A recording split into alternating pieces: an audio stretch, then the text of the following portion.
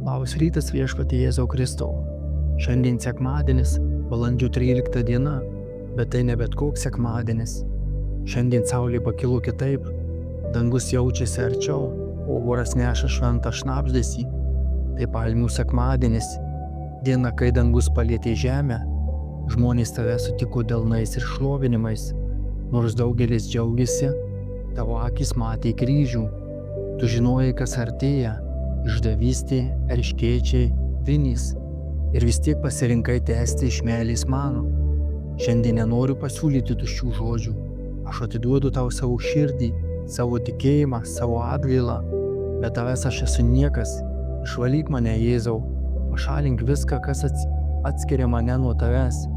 Pažadink manyje tikėjimą, kuris eina su tavimi ne tik pagirimu, bet ir skausmu.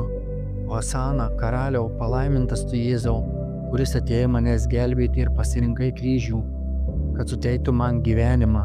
Amen. Jei ši malda palietė tavo širdį, pasidalink ją su draugais.